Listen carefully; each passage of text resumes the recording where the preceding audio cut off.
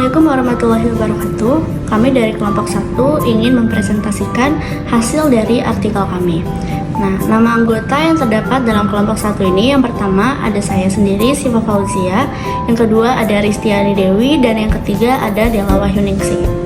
Mari kita pelajari materi yang akan kami bahas di slide selanjutnya. Perkenalkan, nama saya Siva Fauzia. Di sini saya akan menjelaskan materi yang pertama dengan judul Nilai tukar mata uang ambruk dan krisis ini mengguncang ekonomi Indonesia di tahun 2026. Kondisi ekonomi pada bulan Mei di tahun 2026, kami adalah perusahaan multinasional yang bergerak di bidang manajemen keuangan. Kami telah melayani berbagai klien dari berbagai negara dan telah mendapatkan sertifikasi dari lembaga internasional yang kredibel. Kami selalu memberikan pelayanan terbaik untuk klien kami agar bisa mendapatkan hasil yang maksimal. Masalah inti dan penyebab utama krisis. Masalah inti krisis ini adalah depresiasi rupiah ekstrim yang mencapai Rp16.500 per US dollar pada Mei 2026, tertinggi sejak tahun 2023. Penyebab utamanya yaitu kebijakan moneter ketat, The Fed atau suku bunga 5,5%, disrupsi rantai pasok global dari konflik Ukraina-Palestina, dan penurunan harga komoditas ekspor Indonesia, nikel minus 15%, CPO minus 20%. Tanpa intervensi BI atau Bank Indonesia, penjualan devisa US dollar 10 miliar, dan reformasi struktural, krisis berisiko jadi resesi penuh, mirip pada tahun 1998. Lalu selanjutnya adalah latar belakang terjadinya krisis. Krisis nilai tukar rupiah yang melanda Indonesia tidak terjadi secara tiba-tiba, melainkan merupakan akumulasi dari berbagai faktor struktural dan eksternal yang saling berkaitan. Pada dasarnya, pelemahan rupiah dipicu oleh defisit neraca transaksi berjalan yang terus membesar akibat ketidakseimbangan antara ekspor dan impor. Indonesia selama ini masih sangat bergantung pada ekspor komoditas mentah seperti batu bara, kelapa sawit, dan hasil tambang, sehingga sangat rentan terhadap fluktuasi harga komoditas global. Penjelasan teori ekonomi. Dalam teori ekonomi, kondisi ini dikenal sebagai overshooting, yakni nilai tukar bergerak melampaui level fundamental akibat respon pasar yang berlebihan terhadap risiko jangka pendek sehingga rupiah diperdagangkan di bawah nilai wajarnya. Kesimpulannya, pada akhirnya stabilitas nilai tukar rupiah hanya dapat dicapai secara berkelanjutan apabila Indonesia mampu melakukan transformasi struktural ekonominya secara menyeluruh, mulai dari penguatan industri manufaktur, hilirisasi sumber daya alam, diversifikasi ekspor, hingga peningkatan kualitas tata kelola pemerintahan yang mampu membangun kepercayaan investor domestik maupun asing secara konsisten dan berkesinambungan. Perkenalkan, nama saya Ristiani Dewi. Jadi di sini saya akan menjelaskan tentang materi saya, yaitu maraknya pengangguran di Indonesia seperti masalah utama ekonomi makro, penyebab, dampak, dan solusinya. Penjelasan mengenai pengangguran. Pengangguran merupakan indikator utama kesehatan ekonomi negara yang menunjukkan pemborosan sumber daya. Didefinisikan sebagai kelompok usia angkatan kerja yang aktif mencari kerja namun belum mendapatkannya. Di Indonesia, masalah ini masih besar dengan jumlah tinggi terutama pada usia muda atau lulusan baru, menandakan ketimpangan antara pertumbuhan ekonomi, lapangan pekerjaan, dan kualitas tenaga kerja. Sehingga artikel ini akan mengupas semua penyebab, dampak, dan langkah strategis untuk mengatasinya.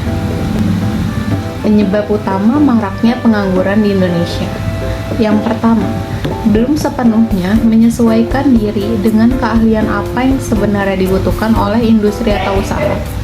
Yang kedua, daerah lain di luar Jawa masih sangat minim pembangunan industrinya. Hal ini membuat banyak warga dari daerah lain berbondong-bondong datang ke kota besar untuk bekerja. Yang ketiga, pertumbuhan ekonomi lebih banyak didorong oleh sektor yang menggunakan mesin, teknologi canggih, atau model besar seperti industri pengolahan, pertambangan, dan keuangan. Yang keempat, teknologi dan otomatisasi meningkatkan efisiensi namun menggantikan tenaga kerja manusia sehingga mengurangi lapangan kerja. Selanjutnya, dampak pengangguran dalam pandangan ekonomi makro.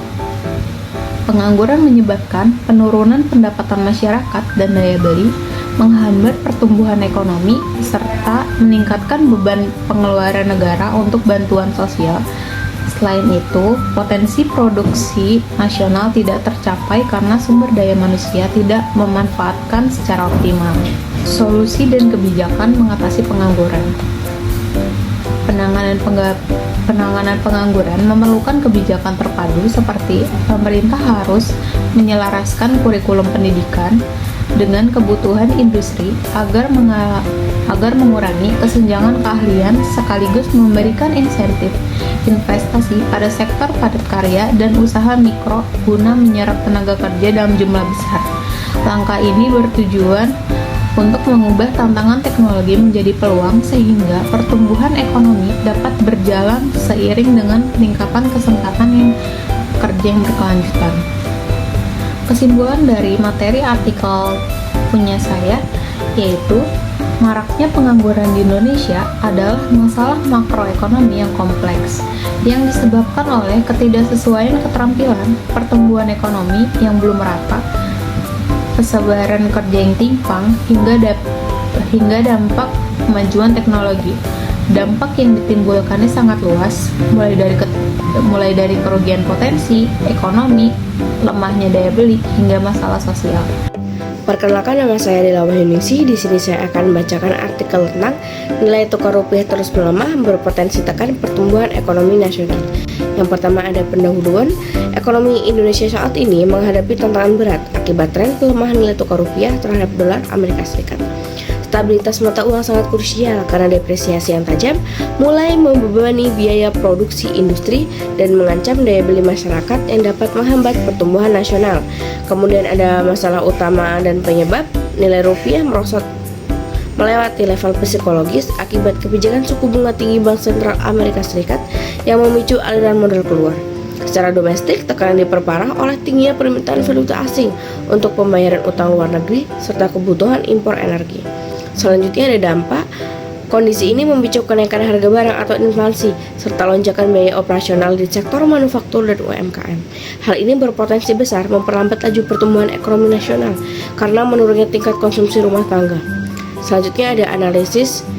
Keuntungan ekspor dari pelemahan kurs tidak maksimal karena struktur industri Indonesia masih bergantung pada bahan baku impor. Selain itu, ketergantungan pada investasi jangka pendek di pasar keuangan membuat posisi rupiah sangat rentan terhadap perubahan sentimen global. Selanjutnya ada solusi. Bank Indonesia perlu memperkuat intervensi pasar, sementara pemerintah harus mempercepat penggunaan mata uang lokal dalam perdagangan internasional. Selain itu, diperlukan insentif bagi eksportir agar bersedia menyimpan devisa hasil ekspor mereka di dalam negeri. Yang terakhir ada kesimpulan. Sinergi antara kebijakan moneter dan fiskal sangat dibutuhkan untuk menjaga stabilitas nilai tukar dari gejolak global. Kunci utamanya adalah memperkuat fundamental ekonomi melalui kemandirian industri dan manajemen cadangan devisa yang lebih baik.